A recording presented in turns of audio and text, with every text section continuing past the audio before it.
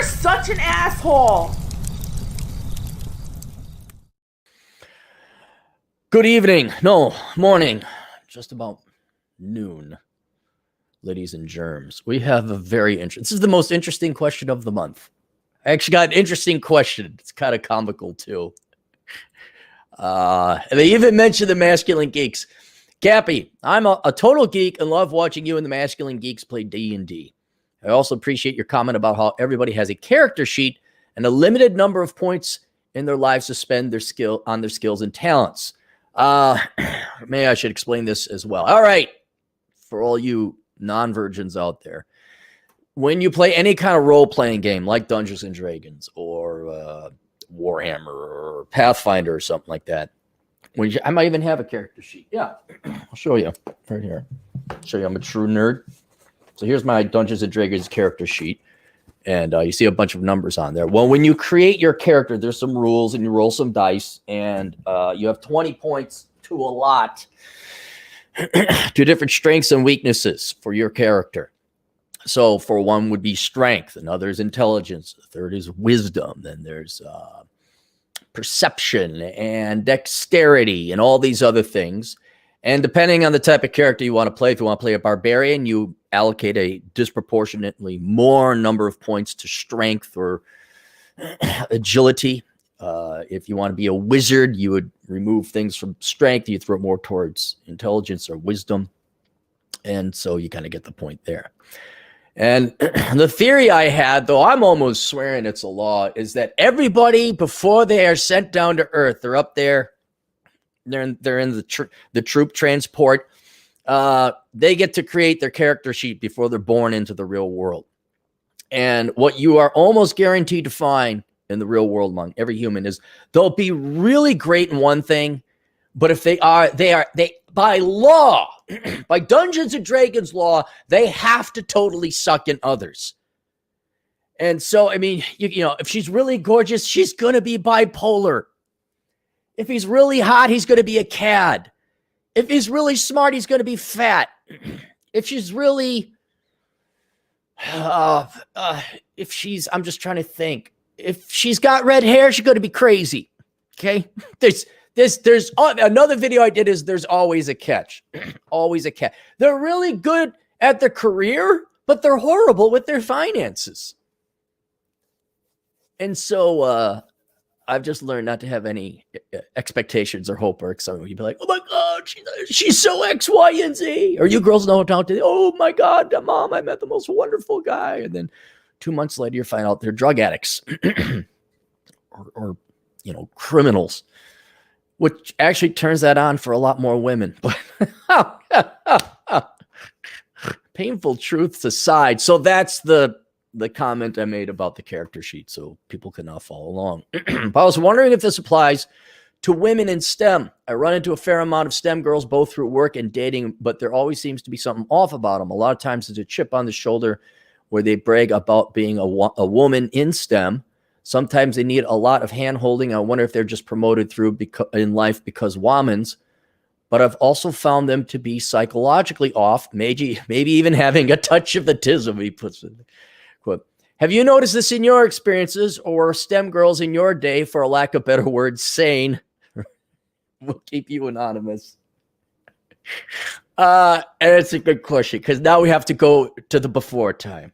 I got to have a sounder for like the Wayback Machine. So let's go to the before time when Cappy had no gray hair. Yes and no. And I had to think about this, and I can't. The law doesn't change, okay? Men or women, STEM or not, the law doesn't change. There was always good. If you found a girl in STEM, she would be incredibly shy and wouldn't want to go out. If you found a girl in STEM, they typically weren't cute.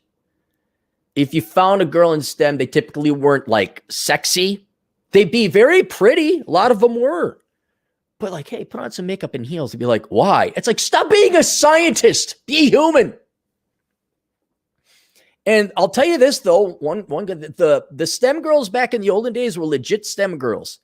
They weren't feminists first. They got the politics, the attitude. I'm a woman in STEM. It was like, no, I'm an engineer. And yeah, it's cool. I'm a woman. I guess there's not a lot of us here, but they were legit STEM women. And one in particular, this is again the smartest person I know, and it was a woman. She was a total geek and she loved it. She didn't glom on afterward. This is the gal that introduced me to Cowboy Bebop. This is not someone who, oh, it's popular. My teacher said, girls in STEM. I'm going to be a girl in STEM and major in botany. Oh, no, nuclear. I mean, the girls back then were like legit. And there's still legit women. There's still women today that are legit nerds and geeks and STEM gals. But one of the more tragic things I saw was I think it's the hashtag feminist doctors. These are real medical doctors. And don't tell me, well, they're general family practice. That's still more than I'm ever going to do. I mean, to become a doctor, to get your MD, that's an accomplishment. You're top 1% of 1% as far as I'm concerned. So here are these things, that great accomplishment these gals did. And forget the fact they're doctors, which is a genuine accomplishment. They're feminists first. They're like, we're feminists. Oh, look at that. It's like, how can you take pride in something that is just like, why choose a choice? You take pride in a choice. That takes nothing. I subscribe to this set of beliefs versus slaving away in med school and internships and hours and hard, laborious work. And you celebrate your belief and not your accomplishment. So that unfortunately I see today, but that was not, I don't even remember seeing that.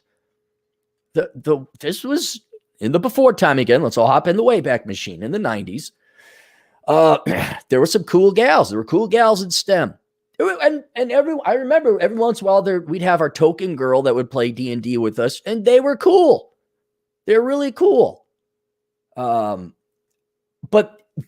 according to the law of Dungeons and Dragons character sheet, there was still something like one gal, we probably would have made a great couple if she would have ate. But she was so into her work that the stomach juices, acids, would start to dye her teeth yellow. A lot of, I dated a fair amount of Asian gals because I worked at the electrical engineering computer science building, and obviously a disproportionate percent of women, the engineers were Asian women. I met a lot of Asian gals and went on a lot of Wisconsin girls and Asian girls I dated back then. And again, cute, but, and this is probably maybe more Asian culture. They're more demure than I would have liked them. I wanted a gal that could zing them back at me. And maybe in hindsight, maybe I should just shut up and went with a nice, quiet Asian girl. But they weren't sexy. You know, it was like, hey, you could even say that it's like, well, you got an opinion on something? They were very, I don't want to use the word obedient, but not even, it's like they didn't have their own opinion, or they knew engineering. And we could say this about a lot of nerds, but that's kind of all they did. They didn't have a lot of color. And so I chalk that up more to the Dungeons and Dragons character sheet. But I don't think I saw a lot of them that like, as you imply here, yes, they were sane. I think they were sane. And you're saying I found them to be psychologically off, maybe having a touch of the tism. Okay, is that just them being nerds and shy, which is totally par for the course? Or is it more modernly where they might be a little bit off beyond being shy? I didn't really see that.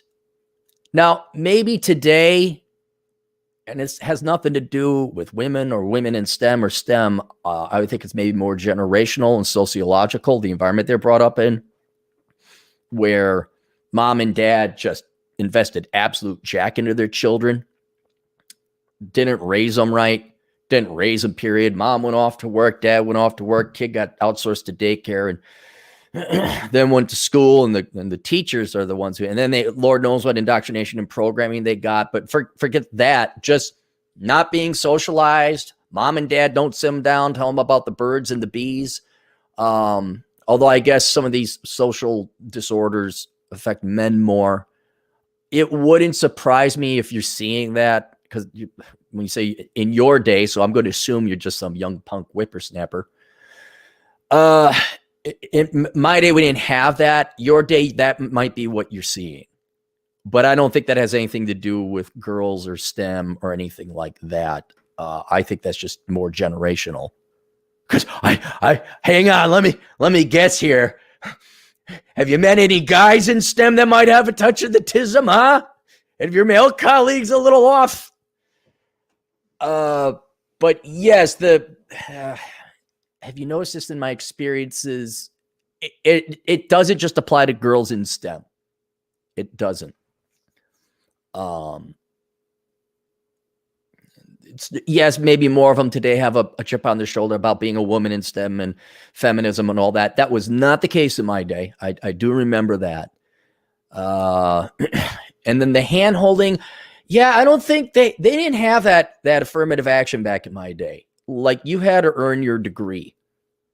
And I don't know, maybe that's why I enjoyed them. Maybe I wasn't going to go run off and get married in Vegas with them, but I really enjoyed the gals in STEM I hung out with. Some I dated, some I didn't, but no, I had a very high opinion of them. And certainly sociopolitically things have certainly changed in 20 years, 25 years. But I don't know if it's necessarily a touch of the tism or but yes, I'm standing by. I don't care what the social political environment is. I don't care what the education, I don't care what industry it is. If you have a strength by the law of Dungeons and Dragons character sheet, you must have a weakness. And that applies in the real world. And so I don't think there's really that much, I would say it is not relegated to STEM girls. So, all right, let's see if we got any super chats. I can move on. We got a couple here. Yeah, speaking of STEM girls in STEM, I mean, oh, Atham no doubt has sent me a Mexican poop. I have not. I can't see those, of course. I cannot see super stickers, but you guys can. Silver Stacks, 5 Canadian bucks. Hypergamy is logical for women. Why men ever stay is the question. Yes, we're quickly leaving the social contract of marriage in monogamy. Don't worry, men got a wandering eye. Alex Patino for $5. Everyone, applause for Dr. Jill Biden, Doctor of Education. Just being sarcastic. Who is Jill related to Joe Biden? And a doctor in education is not a real degree. Doctorate in education. I mean, that's like even worse than being a teacher. Like a teacher is somebody who can't do. Those who can't do teach. Those who can't teach become doctorates in education. You study the teaching, you never do the teaching. Like you become an academic. Boom, there we go. Okay. Questions, answers, AstroConsulting.com. Oh, my book down below, by the way, the Book of Numbers, Analyzing the ROI in the Pursuit of Women. If you think you're going to find yourself a nice hot STEM girl, and let's say you do, oh, there's going to be some dead bunnies boiling. There's going to be some Cuddy and Slicey. Oh, there's going to be a dark. Imagine that if you found a hot girl in STEM. Oh, what demons lurk. Oh, woo, look out. Look out. Anyway, get the book below and see what your chances are of being happily married to a nice hot STEM girl. We'll see you guys later. Toodles.